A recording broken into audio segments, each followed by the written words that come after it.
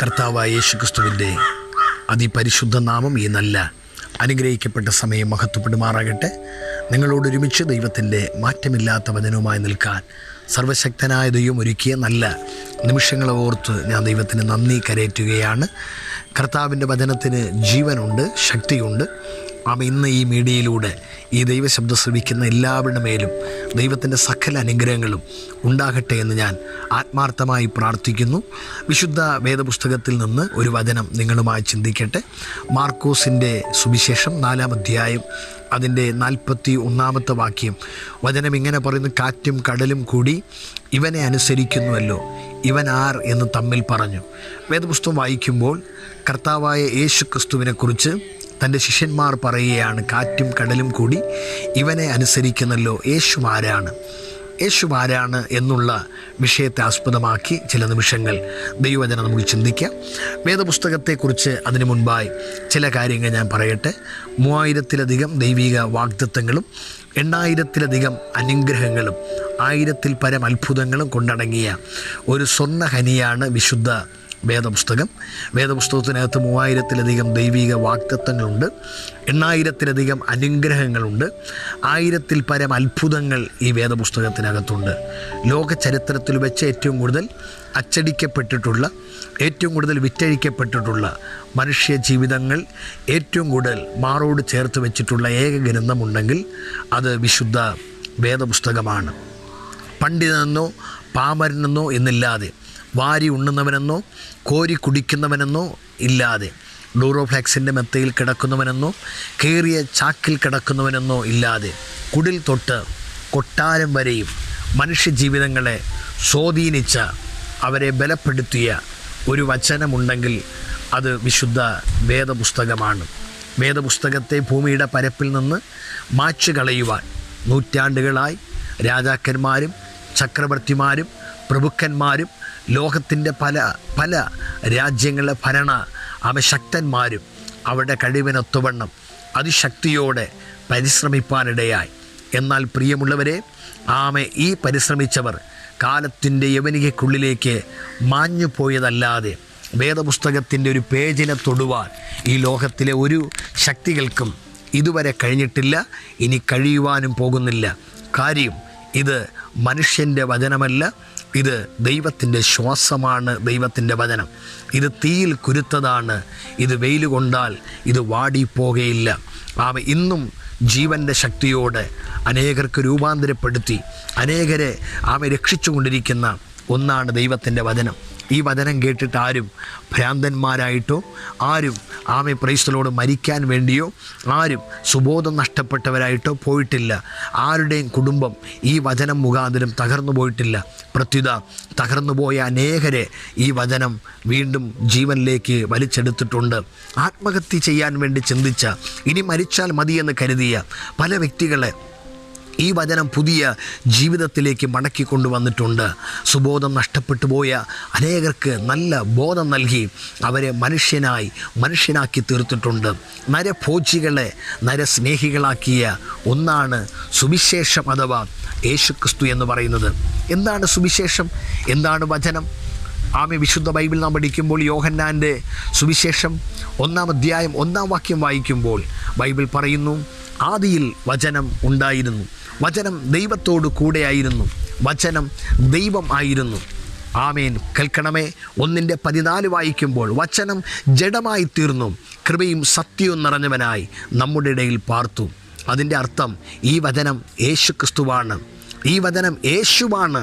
ഈ വചനത്തിന് ശക്തിയുണ്ട്, ഈ വചനത്തിന് അധികാരമുണ്ട്. ഈ വചനം യേശുവാണ്. എന്നെ കേൾക്കുന്ന പ്രിയപ്പെട്ടവരെ, പലരും ഇങ്ങനെ പറയാറുണ്ട്, യേശു ദൈവമാണെന്ന് പുതിയ നിയമത്തിലുണ്ടോ? എവിടെയാ പറഞ്ഞിട്ടുള്ളത് യേശു ദൈവമാണെന്ന്? നിങ്ങൾക്കറിയാമോ, യോഹന്നാൻ്റെ ഈ സുവിശേഷം 1:1 തന്നെ ബൈബിൾ യേശു ദൈവമാണെന്ന് തെളിയിക്കുന്നു.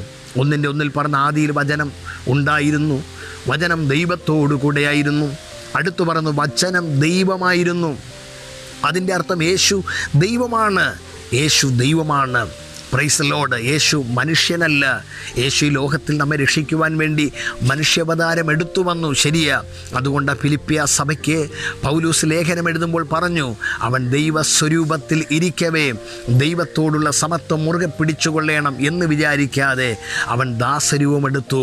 അത് എന്നെയും നിങ്ങളെയും രക്ഷിപ്പാൻ വേണ്ടി യേശു മനുഷ്യനായി ലോകത്തിൽ വന്നു. പക്ഷേ യേശു സാക്ഷാൽ ദൈവമായിരുന്നു. Praise the Lord. ദൂതന്മാർ വണങ്ങുന്ന, സറാഫുകളും കെരൂബുകളും ആരാധിക്കുന്ന ആരാധന കേന്ദ്രമായിരുന്നു ഞാൻ പ്രസംഗിക്കുന്ന യേശുക്രിസ്തു. അവിടുന്ന് ആരാധനയ്ക്ക് യോഗ്യനാണ്. 24 മൂപ്പന്മാരും സിംഹാസനത്തിൽ ഇരിക്കുന്നവൻ്റെ മുമ്പിൽ ബൈബിൾ വായിക്കുന്നവരുടെ കിരീടങ്ങളെ താഴെയിട്ടുകൊണ്ട് അവർ യേശുക്രിസ്തുവിനെ ആരാധിച്ചു. കോടിക്കണക്കിന് ദൂതന്മാർ, 1000 സറാഫുകൾ, 24 മൂപ്പന്മാർ, 4 ജീവികൾ യേശുവിനെ ആരാധിച്ചു. കാര്യം യേശു ആരാധനയ്ക്ക് യോഗ്യനായ ദൈവമാണ്. എന്നെ കേൾക്കുന്ന പ്രിയപ്പെട്ടവരെ, യേശു ഇന്നും സ്വർഗത്തിൽ പിതാവിൻ്റെ വലത്തുഭാഗത്തിരുന്ന് തനിക്കായി കാത്തിരിക്കുന്ന തൻ്റെ ഭക്തന്മാർക്ക് വേണ്ടി പരിശുദ്ധാത്മാവിനെ അയച്ചു തരികയും അവരെ സംരക്ഷിക്കുകയും അവർക്ക് വേണ്ടി മധ്യസ്ഥത വഹിക്കുകയും ചെയ്യുന്നു. ദൈവം ഒരുവനല്ലോ, ദൈവത്തിനും മനുഷ്യർക്കും മധ്യസ്ഥനും ഒരുവൻ, അത് കർത്താവായ യേശുക്രിസ്തു തന്നെ. ആ യേശുക്രിസ്തു വചനമാണ്. യേശുക്രിസ്തു അതുകൊണ്ടാണ് പറഞ്ഞത്, എന്താ പറഞ്ഞു? മനുഷ്യൻ അപ്പം കൊണ്ട് മാത്രമല്ല ജീവിക്കുന്നത്, ദൈവത്തിൻ്റെ വായിലൂടെ വരുന്ന വചനം കൊണ്ടും മനുഷ്യൻ ജീവിക്കുന്നു. അതുകൊണ്ടാണ് ബൈബിൾ പറയുന്ന ആകാശവും ഭൂമിയും മാറിപ്പോകും, ദൈവത്തിൻ്റെ വചനങ്ങൾ അത് മാറിപ്പോകുന്നില്ല. പൗലൂസ് പറയുന്നുണ്ട്, ദൈവത്തിൻ്റെ വചനം ഇരുവായ്ത്തലയുള്ള ഏതു വാളിനേക്കാളും മൂർച്ചയേറിയതാണ്, ആത്മാവിനെ സന്ധിമഞ്ചകളെയും വേർവിടിവിക്കും വരെ തുളച്ചു ചെല്ലുന്നതാണ്, ഹൃദയത്തിൻ്റെ ചിന്തകളെയും ഭാവങ്ങളെയും വിവേചിച്ചറിയുന്നതാണ്. ഈ വചനം ഞാൻ ഇവിടെ പ്രസംഗിക്കുമ്പോൾ തന്നെ എൻ്റെ ശബ്ദം കേൾക്കുന്ന സഹോദര, സഹോദരി, മാതാവേ, പിതാവേ, നിൻ്റെ ജീവിതത്തിനകത്ത് നീ ചിന്തിക്കുന്നതായ വിഷയങ്ങൾ, നീ പ്രയാസപ്പെടുന്ന പ്രയാസങ്ങൾ, നീ ചിന്തിക്കുന്ന മനോവികാരങ്ങളെ മനസ്സിലാക്കി നിന്നെ രക്ഷിപ്പാൻ, വിടിയിപ്പാൻ ഈ വചനത്തിന് കഴിയും. കാര്യം ഇത് ശബ്ദത്തെക്കാളും വെളിച്ചത്തെക്കാളും വേഗത്തിൽ പാഞ്ഞു വരുവാൻ കഴിവുള്ള ഒന്നാണ് ദൈവത്തിൻ്റെ വചനം എന്ന് പറയുന്നത്. ഈ വചനത്തിൻ്റെ മുമ്പിൽ നമുക്ക് ആശ്വാസമുണ്ട്, വചനത്തിൻ്റെ മുമ്പിൽ നമുക്ക് അനുഗ്രഹമുണ്ട്. ഉറക്കമില്ലാത്ത രാത്രികൾ, പിരിമുറുക്കം നിറഞ്ഞ അനുഭവങ്ങൾ, പ്രശ്ന സങ്കീർണമായ അന്തരീക്ഷങ്ങൾ നിങ്ങളുടെ ജീവിതങ്ങളെ താളപ്പിഴകളിലേക്ക് കൊണ്ടുപോയിക്കൊണ്ടിരിക്കുകയാണോ? മനസ്സിന് സ്വസ്ഥത തരാത്ത പലവിധമായ ചിന്താഭാരങ്ങൾ നിങ്ങൾ അലട്ടിക്കൊണ്ടിരിക്കുകയാണോ? കടലിൽ നിന്ന് തിരമാല ഒന്നിന് പിറകെ ഒന്നായി കയറി വരുന്നത് പോലെ ഒന്നിന് പിറകെ ഒന്നായി പ്രശ്നങ്ങൾ കടന്നു വരികയാണോ? ഞാൻ പറയാം, ഈ വചനം നിങ്ങൾക്ക് ആശ്വാസമായി മാറുക തന്നെ ചെയ്യും. കാരണം ദൈവവചനത്തിന് ശക്തിയുണ്ട്. ആരെല്ലാം ദൈവവചനത്തിനു മുമ്പിൽ വിധേയപ്പെട്ടിട്ടുണ്ടോ അവരെല്ലാം ദൈവം വിടുവിച്ചിട്ടുണ്ട്. യേശു തൻ്റെ ശുശ്രൂഷയുടെ കാലത്ത് പ്രാധാന്യത കൊടുത്തത് ദൈവത്തിൻ്റെ വചനത്തിനായിരുന്നു. നിങ്ങൾക്കറിയാമോ, ലൂക്കോസിൻ്റെ സുവിശേഷം 5-ാം അധ്യായം 1-ാം വാക്യം വായിക്കുമ്പോൾ യേശു ഗന്നസര തടാകത്തിൻ്റെ കരയിൽ നിൽക്കുമ്പോൾ പുരുഷാരം ദൈവവചനം കേൾക്കേണ്ടതിന് യേശുവിനെ തിക്കിക്കൊണ്ടിരുന്നു. മത്തായിയുടെ സുവിശേഷം 5-ാം അധ്യായം അതിൻ്റെ 1-ാം വാക്യം വായിക്കുമ്പോൾ യേശു മലയിലേക്ക് കയറി ചെന്നു. അവിടെ ചെന്നിട്ട് യേശു ഒരു സ്ഥലത്തിരുന്നിട്ട് തൻ്റെ തിരുവായി മൊഴിഞ്ഞ് അവരോട് പ്രസ്താവിച്ചു, ആത്മാവിൽ ദരിദ്രർ ആയവർ ഭാഗ്യവാന്മാർ, ദൈവരാജ്യം അവർക്കുള്ളത്. നിങ്ങൾക്കറിയാമോ, മാർക്കോസിൻ്റെ സുവിശേഷം 2-ാം അധ്യായം 1-ാം വാക്യം 2-3 വാക്യങ്ങൾ വായിക്കുമ്പോൾ യേശു കഫർന്നഹൂമിൽ ഒരു വീട്ടിലുണ്ടെന്ന് ശ്രുതിയായി. യേശു ഉണ്ടെന്നറിഞ്ഞപ്പോൾ ആ വീട് നിറച്ച് പുരുഷാരം കയറി വരുവാനിടയായി. ബൈബിൾ പറയുന്ന അവൻ പുരുഷാരത്തെ കണ്ടപ്പോൾ ആദ്യം ചെയ്തത് മുടന്തരെ സൗഖ്യമാക്കുകയല്ല ചെയ്തത്, കുരുടന്മാർക്ക് കാഴ്ച കൊടുക്കുകയല്ല ചെയ്തത്, കുഷ്ഠരോഗികളെ ശുദ്ധമാക്കുകയല്ല ചെയ്തത്. ബൈബിൾ പറയുന്ന അവൻ അവിടെ വന്ന എല്ലാവരോടും ആദ്യം ചെയ്തത് ദൈവത്തിൻ്റെ വചനത്തെ സംസാരിപ്പാനിടയായി. ദൈവവചനം സംസാരിച്ച് കഴിഞ്ഞപ്പോൾ ബൈബിൾ പറയുന്നു 4 പേർ ചേർന്ന് ഒരു പക്ഷപാതക്കാരനെ അവിടേക്ക് കൊണ്ടുവരാനിടയായി. അവിടുത്തെ പുരുഷാര നിമിത്തം ബൈബിൾ പറയുന്നു ആ വീടിൻ്റെ മേൽക്കൂര പൊളിച്ച് വേദപുസ്തകം പറയുന്ന അവനെ താഴേക്ക് കൊണ്ടെത്തിക്കുവാനിടയായി. യേശു കർത്താവ് ബൈബിൾ പറയുന്നു ആ 4 പേരുടെ വിശ്വാസം കണ്ടിട്ട് യേശു ആ പക്ഷപാതക്കാരനെ വിടുവിച്ചതായിട്ട് നമുക്ക് കാണുവാൻ കഴിയുന്നു. എന്നെ കേൾക്കുന്ന പ്രിയ സഹോദരങ്ങളെ, ഞാൻ പറഞ്ഞു വന്നതിൻ്റെ സാരം, യേശുവിൻ്റെ വചനത്തിന് ശക്തിയുണ്ട്, യേശുവിൻ്റെ വചനത്തിന് അധികാരമുണ്ട്. അതിന് നമ്മുടെ ജീവിതത്തിനകത്ത് ഇന്നും അത്ഭുതങ്ങളെ, അതിശയങ്ങളെ ചെയ്യുവാൻ കഴിയും എന്നുള്ള കാര്യം നമ്മൾ ഒരു കാരണവശാലും മറന്നു പോകരുത്. നാം വായിച്ചു കേട്ട വചനം, യേശു കർത്താവ് ഈ ഭൂമിയിൽ വന്നത്, നമുക്കറിയാം യേശു കർത്താവ് വന്നതിൻ്റെ പ്രധാന ഉദ്ദേശം പാപികളെ രക്ഷിക്കുക, തൻ്റെ കുഞ്ഞുങ്ങൾക്ക് വേണ്ടി ഒരുക്കിയ നിത്യരാജ്യത്തിലേക്ക് അവരെ കൊണ്ടെത്തിക്കുക എന്നുള്ളതാണ്.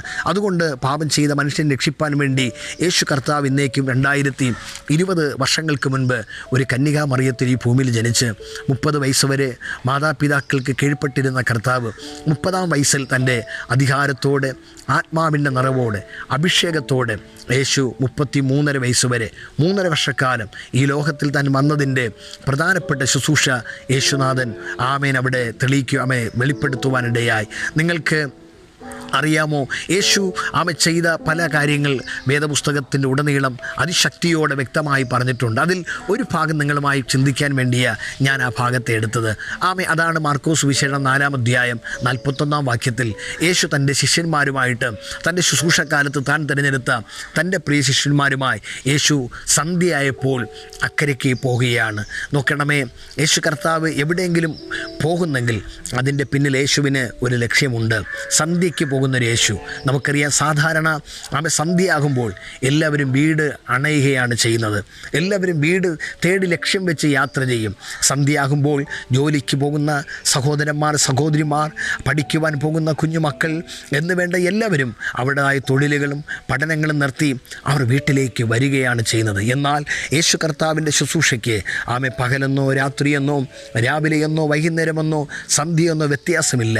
യേശുവിനെ ഒരു വ്യക്തിയെ വിടിയിപ്പാൻ താല്പര്യപ്പെട്ടാൽ യേശു സന്ധ്യയ്ക്കായാലും യേശു അവിടേക്ക് ചെല്ലാനിടയാകും. വേദപുസ്തകം പഠിക്കുമ്പോൾ യേശു സന്ധ്യയ്ക്ക് പോയത് എവിടെയെന്നറിയാമോ? അത് ഗദരദേശത്താണ്. ഗദരദേശത്തെന്ന് പറഞ്ഞാൽ അവിടെ നമുക്കറിയാം ഒരു മനുഷ്യൻ പിശാചിനാൽ പിടിക്കപ്പെട്ട് കിടക്കുകയാണ്.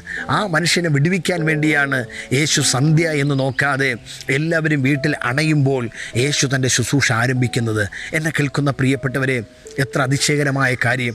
ഞാൻ നിങ്ങൾ വീടണയുവാൻ നോക്കുമ്പോൾ യേശു ഈ ലോകത്തിൽ വന്ന തൻ്റെ ആ പ്രധാനപ്പെട്ട ശുശ്രൂഷ അത് പാപികളെ മാനസാന്തരപ്പെടുത്തുവാൻ, രോഗികളെ സൗഖ്യമാക്കാൻ, ഭൂതങ്ങളെ പുറത്താക്കാൻ, മരിച്ചവരെ ഉയർപ്പിക്കാൻ, തൻ്റെ മക്കൾക്ക് വേണ്ടി അത്ഭുതങ്ങൾ ചെയ്യാൻ യേശുവിത ഇറങ്ങി പ്രവർത്തിക്കുകയാണ്. ഈ യേശു എത്ര നല്ലവൻ! യേശു വന്നത് തനിക്ക് വേണ്ടിയല്ല, നമുക്ക് വേണ്ടിയാണ് യേശു വന്നത്. അതാ ബൈബിൾ പറയുന്നു, കാണാതെ പോയതിനെ തിരഞ്ഞുരക്ഷിപ്പാനല്ലോ മനുഷ്യപുത്രൻ വന്നത്. പാപത്തിൻ്റെ ആഴത്തിൽ കാണാതെ പോയ എന്നെ നിങ്ങളെയും, തെറ്റിപ്പോയ എന്നെ നിങ്ങളെയും അതെ കണ്ടുപിടിക്കുവാൻ, നമ്മുടെ ആ തൊഴുത്തിലേക്ക് നമ്മെ കൊണ്ടെത്തിക്കുവാൻ, ആ പ്രൈസ് ദൈവസന്നിധിയിൽ നമുക്ക് നല്ല സന്തോഷവും ആനന്ദം തരാൻ യേശു വന്നു. ആ യേശുവിൻ്റെ സ്നേഹത്തിനായി ഞാൻ കർത്താവിനെ നന്ദി കരയറ്റുകയാണ്. വേഗത്തിൽ മടങ്ങി വരാം. യേശു സന്ധ്യയ്ക്ക് പോകുമ്പോൾ ബൈബിൾ വായിക്കുന്നു, തൻ്റെ ശിഷ്യന്മാർ യേശുവുമായിട്ടൊരു പടകിൽ ഇങ്ങനെ കടന്നു പോവുകയാണ്. എന്നാൽ ധാരാളം ചെറു പടകുകളും കൂടെ ഉണ്ടായിരുന്നു എന്ന് അവിടെ വിശുദ്ധ ബൈബിൾ നമ്മെ പഠിപ്പിക്കുന്നുണ്ട്. എന്നാൽ യേശു പോകുന്ന പടകിൽ ബൈബിൾ വായിക്കുന്നു, എന്ത് ചെയ്യുന്നറിയാമോ? ഒരു ശക്തമായ കാറ്റ്, കൊടുങ്കാറ്റും തിരമാലകളും അടിച്ചു. ആ സമയത്ത് ബൈബിൾ വായിക്കുന്ന യേശു അമരത്തു തലയിണ വെച്ച് കിടന്ന് ഉറങ്ങുകയായിരുന്നു. എൻ്റെ ഹൃദയത്തിനകത്ത് ദൈവം തന്നൊരു ചിന്ത, യേശു കിടന്നുറങ്ങുമ്പോഴാണ് തിരമാലകളും കൊടുങ്കാറ്റുകളും ഈ പടകിന് നേരെ വന്നത്. നിങ്ങൾക്കറിയാമോ, യേശു ഉണർന്നിരുന്ന സമയത്ത് ഒരു കാറ്റും വന്നില്ല, ഒരു തിരമാലയും വന്നില്ല. യേശു ഉറങ്ങുന്ന സമയത്ത് ആ പ്രതികൂലം വന്നത്. എന്നെ കേൾക്കുന്നവരെ, നിങ്ങളുടെ ജീവിത പടകിന് നേരെ ഏതെങ്കിലും പ്രശ്നങ്ങൾ വന്നിരിക്കുകയാണോ? നിങ്ങൾ ചിന്തിക്കണം, യേശു നിങ്ങളുടെ ജീവിതത്തിൽ എവിടെയോ ഉറങ്ങിക്കിടക്കുകയാണ്. യേശു ഉറങ്ങുന്ന തക്കം നോക്കിയാണ് പിശാച് നമ്മുടെ ജീവിതത്തിൽ പരാജയങ്ങൾ കൊണ്ടുവരാൻ നോക്കുന്നത്. യേശു ഉറങ്ങുന്ന സമയത്താണ് സാത്താൻ നമ്മുടെ ജീവിതത്തെ തകർക്കാൻ നോക്കുന്നത്. യേശു ഉണർന്നു കിടന്ന ഒരു സമയത്ത് പോലും ആ തിരമാലയും കൊടുങ്കാറ്റും ആ പടകിന് നേരെ വന്നതായിട്ട് കാണാൻ കഴിയുന്നില്ല. എന്നാൽ യേശു കർത്താവ് എവിടെ ഉറങ്ങിയോ അവിടെയാണ് പ്രശ്നം കടന്നു വന്നത്. നിങ്ങളുടെ ജീവിതത്തിൽ വന്ന പരാജയങ്ങളും നോക്ക്, അവിടെയെല്ലാം നമുക്ക് കാണാൻ കഴിയും. നമ്മുടെ ജീവിതത്തിൽ പ്രാർത്ഥനയാകുന്ന യേശു ഉറങ്ങിക്കിടന്നു, ആരാധനയാകുന്ന യേശു ഉറങ്ങിക്കിടന്നു. ഈ ദൈവവുമായുള്ള ബന്ധമാകുന്ന ജീവിതം ഉറങ്ങിയ അനുഭവത്തിലായിരുന്നു. അതുകൊണ്ട് ഗദസമന തോട്ടത്തിൽ യാക്കോബും പത്രോസും യോഹന്നാനുമായി യേശു കർത്താവ് വന്നിട്ട് അവരോട് ഉണർന്നിരുന്ന് പ്രാർത്ഥിക്കാൻ പറയുമ്പോൾ അവർ ഉറങ്ങുന്ന കണ്ടിട്ട് യേശു പറയുകയാണ്, ഉണർന്നോ, പരീക്ഷ വരികയാണ്, പരീക്ഷയിൽ അകപ്പെടാതിരിപ്പാൻ ഉണർന്നിരുന്ന് പ്രാർത്ഥിക്കുവാൻ യേശു പറഞ്ഞത്. പക്ഷേ അവർക്ക് ഉണരാൻ കഴിഞ്ഞില്ല. അതുകൊണ്ട് എന്താ സംഭവിച്ചത്? മരിച്ചാലും വിടില്ല എന്ന് പറഞ്ഞ, കൂടെ മരിക്കുമെന്ന് പറഞ്ഞ പത്രോസ് പോലും പറയുകയാണ്, ഒന്നല്ല രണ്ടല്ല 3 വട്ടം പറയുകയാണ്, ആമേ യേശുവിനെ ഞാൻ അറിയുന്നില്ല. അതേ പ്രിയപ്പെട്ടവരെ, നമ്മുടെ ജീവിതത്തിൽ യേശു ഉറങ്ങാൻ നാം അനുവദിക്കരുത്. ആമേ നമ്മുടെ ജീവിതത്തിൽ ഉറങ്ങിപ്പോയാൽ 4 വശങ്ങളിൽ നിന്ന് പ്രശ്നങ്ങൾ നമ്മുടെ ജീവിത പടകിലേക്ക് കടന്നു വരുവാനിടയാകും. അതുകൊണ്ട് എനിക്ക് ഓർമ്മ വരുന്നു മാർത്തായും മറിയയും പറഞ്ഞ ഒരു വാക്ക്. ആമേ ലാസർ മരിച്ചു, യേശു 4-ാം ദിവസം കടന്നു പോകുമ്പോൾ ആമേ ആ മാർത്തയും മറിയും എന്ന് പറഞ്ഞൊരു വാക്ക് എൻ്റെ ഹൃദയത്തിൽ വളരെ എഫക്റ്റീവ് ചെയ്യുകയാണ്. യേശുവേ, അവിടുന്ന് ഇവിടെ ഉണ്ടായിരുന്നെങ്കിൽ എൻ്റെ സഹോദരൻ മരിക്കത്തില്ല. അതിൻ്റെ അർത്ഥം എൻ്റെ ജീവിതത്തിൽ പരാജയം വന്ന സമയമെന്ന് പറയുന്നത് അങ്ങില്ലാതിരുന്ന സമയമാണ്. നോക്കണമേ, ശിഷ്യന്മാരിരുന്ന പടകിൽ പ്രതികൂലം വന്നത് യേശു ഉറങ്ങിയപ്പോൾ. മാർത്തായുടെയും മറിയയുടെയും ജീവിതത്തിൽ പ്രശ്നം വന്നത് അവർ പറയുന്നു യേശു ഇല്ലാതിരുന്ന സമയത്ത്. നമ്മുടെ ജീവിതത്തിൽ ഒരു കാരണവശാലും യേശു ഇല്ലാതിരിക്കരുത്. നമ്മുടെ ജീവിതത്തിൻ്റെ എല്ലാ മേഖലകളിലും യേശു നമ്മോട് കൂടെ ഉണ്ടായിരിക്കണം. യേശു ഉണ്ടാവുക മാത്രമല്ല, യേശുവിനെ നമ്മളെപ്പോഴും ഉണർത്തുന്നവരായിരിക്കണം. യേശുവിനെ നാം സ്തോത്രം ചെയ്യുന്നവരായിരിക്കണം, സ്തുതിക്കുന്നവരായിരിക്കണം, യേശുവിന് തക്ക മഹത്വം കൊടുക്കുന്നവരായിരിക്കണം. എന്നാൽ ശിഷ്യന്മാർ വേദപുസ്തകം വായിക്കുന്നു, അമരത്തു തലയിണ വെച്ച് യേശു കിടന്നുറങ്ങുമ്പോൾ പ്രതികൂലങ്ങൾ ആ പടകിലേക്ക് കയറി വന്നു. കടന്നു വന്നപ്പോൾ അതിൽ സീനിയാർ ഉണ്ടായിരുന്ന പത്രോസിന് പോലും വിളിച്ചു പറയാൻ കഴിയുന്നത് ഞങ്ങൾ മരണം കണ്ട നിമിഷമാണിത്. അതുകൊണ്ട് അവർ അറിയാതെ അവരുടെ നിമിഷ നേരങ്ങളെ മറന്നുകൊണ്ടവർ നിലവിളിക്കാൻ തുടങ്ങി, നാഥ, ഞങ്ങൾ നശിച്ചു പോകുന്നതിൽ നിനക്ക് വിചാരമില്ലയോ? നിങ്ങൾക്കറിയാമോ പ്രൈസ്, അവർക്ക് തന്നെ മനസ്സിലായി ഞങ്ങളെ നശിപ്പിക്കുവാൻ വന്ന തിരമാലയ, ഞങ്ങളെ നശിപ്പിക്കുവാൻ വന്ന കൊടുങ്കാറ്റ. നല്ല നമുക്കറിയാം കടലിനോട് നല്ല പ്രാഗൽഭ്യമുള്ള അല്ലെങ്കിൽ നല്ല പരിചയമുള്ള പത്രോസിന് പോലും പിടിച്ചു നിൽക്കാൻ കഴിയാത്ത രീതിയിൽ തിരമാലകളും കൊടുങ്കാറ്റുകൾ കൊണ്ട് വലയപ്പെട്ടവർ. അവിടെ ഇങ്ങനെ പറഞ്ഞ പടകിൽ തിര തള്ളി കയറുകൊണ്ട് അത് മുങ്ങുമാറായി ആ പ്രത്യേക സാഹചര്യത്തിൽ ഇനി രക്ഷയില്ലെന്ന് ചിന്തിച്ച സ്ഥാനത്ത്, ഇനി മുന്നോട്ട് പോകാൻ കഴിയില്ലെന്ന് ചിന്തിച്ച സ്ഥാനത്ത് അവരെന്താ ചെയ്യുന്നറിയാം? യേശു ക്രിസ്തുവിൻ്റെ അടുക്കൽ വന്നു യേശുവിനെ തട്ടി വിളിക്കുക, ഞങ്ങൾ നശിച്ചു പോകുന്ന നിനക്ക് വിചാരമില്ലയോ? എന്നെ കേൾക്കുന്ന ദൈവവേദലേ, ജീവിതത്തിൽ പ്രശ്നങ്ങൾ കയറി വരുമ്പോൾ, പ്രതിസന്ധികളും പ്രതികൂലങ്ങളും കടന്നു വരുമ്പോൾ സധൈര്യം യേശുവിൻ്റെ അടുക്കലേക്ക് ചെല്ല്. യേശുവിനോട് പറക, യേശുവേ, എൻ്റെ ജീവിതത്തിൽ ഇന്ന പ്രശ്നമാണ്, അവിടെ നിൻ്റെ ജീവിതത്തിൽ ഉണർന്നു വരണമേ കർത്താവേ, അവിടെ നിന്ന് ഉറങ്ങിക്കിടക്കരുതേ എന്ന് പറഞ്ഞ് നാം തട്ടുവാൻ നാം തയ്യാറാകുന്നെങ്കിൽ, പ്രാർത്ഥിക്കുവാൻ തയ്യാറാകുന്നെങ്കിൽ, വേദപുസ്തകം വായിക്കുമ്പോൾ യേശു അവിടെ കിടന്നുറങ്ങിയില്ല. യേശു ആ സമയം തന്നെ ഉണർന്നിട്ട് ബൈബിൾ വായിക്കുന്നു, യേശു കാറ്റിനെയും കടലിനെയും യേശു ശാസിച്ചു. യേശുവിനറിയാം, ഗദരദേശത്തേക്ക് ഞാൻ പോകുമ്പോൾ ഭൂതത്താൽ പിടിക്കപ്പെട്ട ഒരുവനെ എനിക്ക് വിടുവിക്കാനുണ്ട്. അവന് ആ ഒരു വിടുതൽ വെളിപ്പെടാതിരിക്കാൻ വെല്ലുവിളിക്കുന്ന ഒരു പ്രശ്നമാണ്, പോരാട്ടമാണ് ഈ തിരമാലയും കൊടുങ്കാറ്റും. എന്നെ കേൾക്കുന്നവരെ, നിങ്ങളുടെ ജീവിതത്തിൽ പ്രശ്നമുണ്ടെങ്കിൽ ഓർക്കണം, പ്രതിസന്ധികൾ ഉണ്ടെങ്കിൽ ഓർക്കണം, നിങ്ങളുടെ വഴികൾ അടഞ്ഞിരിക്കുന്നെങ്കിൽ ഓർക്കണം, എവിടെയോ നിങ്ങളിലൂടെ ഒരു വലിയ ദൈവപ്രവൃത്തി വെളിപ്പെടാൻ പോകുകയാണ്. എവിടെയോ നിങ്ങളിലൂടെ ഇതുവരെ കാണാത്തൊരു അത്ഭുതം ദൈവം ചെയ്യാൻ പോകുകയാണ്. ബൈബിൾ വായിക്കുന്ന യേശു കാറ്റിനെയും കടലിനെയും ശാസിച്ചു. യേശു ശാസിച്ച നിമിഷം തന്നെ കാറ്റും കടലും അടങ്ങുവാനിടയായി. ഇത് കണ്ടപ്പോൾ ശിഷ്യന്മാർ പോലും ചോദിക്കുകയാണ്, ഈ യേശു ആരാണ്? അവർക്ക് പോലും മനസ്സിലാക്കാൻ കഴിയാത്ത ഒരത്ഭുത ശക്തിയുള്ളവനാണ് യേശു. എന്നെ കേൾക്കുന്ന പ്രിയപ്പെട്ടവരെ, യേശുവിനെക്കുറിച്ച് നിങ്ങൾക്ക് പലതും പറയാൻ കഴിയും. ഒരുപക്ഷെ രക്ഷിക്കപ്പെട്ട നിങ്ങൾ പറയും യേശുവിൻ്റെ രക്ഷകനാണ്, സൗഖ്യം പ്രാപിച്ച് നിങ്ങൾ പറയും എൻ്റെ സൗഖ്യദായകനാണ്. Praise Lord. നിങ്ങൾക്ക് അപ്പം തന്നെങ്കിൽ നിങ്ങൾ പറയും യേശു എനിക്ക് വിശപ്പ് മാറ്റുന്ന എൻ്റെ ജീവൻ്റെ അപ്പമാണ്. അവൻ്റെ യേശു നിങ്ങളുടെ ദാഹം മാറ്റി നിങ്ങൾ പറയും അവൻ ജീവൻ്റെ ഉറവയാണ്. എന്നാൽ ഞാൻ പറയാം, നിങ്ങളുടെ ജീവിതത്തിൻ്റെ ഓരോ നിമിഷങ്ങളിലും നിങ്ങൾ യേശുവിനെ വ്യത്യസ്ത രീതിയിൽ അനുഭവിക്കാൻ പോകുകയാണ്. ഈ 2020 നിങ്ങൾ യേശുവിനെ വ്യത്യസ്തമായ രീതിയിൽ അനുഭവിക്കാൻ പോവുകയാണ്. നിങ്ങൾക്ക് വിശ്വാസമുണ്ടോ ഇതുവരെ അനുഭവിക്കാത്തൊരു യേശുവിനെ? ശിഷ്യന്മാർ പറയുക, കാറ്റും കടൽ പോലും ഇവൻ അനുസരിക്കുന്ന ഈ യേശു ആരാണ്? യേശുവിൻ്റെ ശുശ്രൂഷയുടെ മറ്റൊരു തലം, ഒരു മുഖം, മറ്റൊരു മണ്ഡലം അവർക്ക് കാണാൻ കഴിഞ്ഞെങ്കിൽ, ഈ ദിവസങ്ങളിൽ നിങ്ങൾ ഇതുവരെ കാണാത്ത, ഇതുവരെ അനുഭവിക്കാത്ത യേശു ക്രിസ്തുവിൻ്റെ ഒരു മഹത്വകരമായ ശുശ്രൂഷയുടെ അനുഭവം നിങ്ങൾ അനുഭവിക്കാൻ പോകുക. അതിനായി ദൈവം നിങ്ങളെ ഒരുക്കേണ്ടതിനായി ഞാൻ നിങ്ങൾക്ക് വേണ്ടി പ്രാർത്ഥിക്കാം. ഞങ്ങളുടെ ദൈവമേ, സ്വർഗീയ പിതാവേ, അവിടുന്ന് വലിയ ദൈവമാണെന്ന് ഞങ്ങൾ കേൾപ്പാനിടയായി. അവിടുത്തെ വചനത്തിനും അവിടത്തേക്കും ശക്തിയുണ്ടെന്ന് ഞങ്ങൾക്ക് മനസ്സിലാക്കാൻ കഴിയുന്നു. ഇന്ന് ഏതെങ്കിലും ജീവിതത്തിൻ്റെ പടകുകൾ കാറ്റിനാലും കർത്താവെ തിരമാലകളാലും കർത്താവെ ആടി ഉലയുന്നത് പോലെ ജീവിത പടകൾ ഉലയുന്ന ആരെങ്കിലും ഈ ശബ്ദം കേൾക്കുന്നെങ്കിൽ, അരുമനാഥന യേശുവേ, അവിടുന്ന് ഉണർന്നു ചെന്ന് അവരുടെ ജീവിതത്തിലെ സകല തിരമാലകളെയും എല്ലാ കൊടുങ്കാറ്റുകളെയും അവിടുന്ന് ശാസിച്ച് അവിടുന്ന് നിൻ്റെ ജനത്തിന് ഒരത്ഭുതകരമായ വിടുതലും മാറ്റവും കൽപ്പിക്കുവാൻ ദൈവാത്മാവ് കൃപ ചെയ്യണമേ. അവിടുത്തെ നാമം അവിടുന്ന് മഹത്വപ്പെടാൻ സ്വർഗത്തിലെ ദൈവം അവിടുന്ന് കൃപ ചെയ്യേണ്ടതിനായി ഞങ്ങൾ പ്രാർത്ഥിക്കുന്നു. ഹല്ലേലൂയ. ഈ ജനം വളരെ സന്തോഷം അനുഭവിക്കട്ടെ, വളരെ സമാധാനം അനുഭവിക്കട്ടെ. ഈ മീഡിയയിലൂടെ ഇതേത് ദേശത്ത് ചെല്ലുന്നുവോ, ഏത് രാജ്യത്ത് ചെല്ലുന്നു, ഏത് പട്ടണത്തിൽ ചെല്ലുന്നുവോ അവരുടെ മേലെല്ലാം സകല അനുഗ്രഹങ്ങളും സമാധാനങ്ങളും ഉണ്ടാകാൻ സഹായിക്കണമേ. അതിനായി നിൻ്റെ കുഞ്ഞുങ്ങളെ അനുഗ്രഹിച്ച് പ്രാർത്ഥിക്കട്ടെ. യേശുവിൻ നാമത്തിൽ തന്നെ പിതാവേ, ആമേൻ, ആമേൻ. ഈ വചനങ്ങൾ നിങ്ങളുടെ ജീവിതത്തിൽ അനുഗ്രഹമായി തീരട്ടെ. God bless you.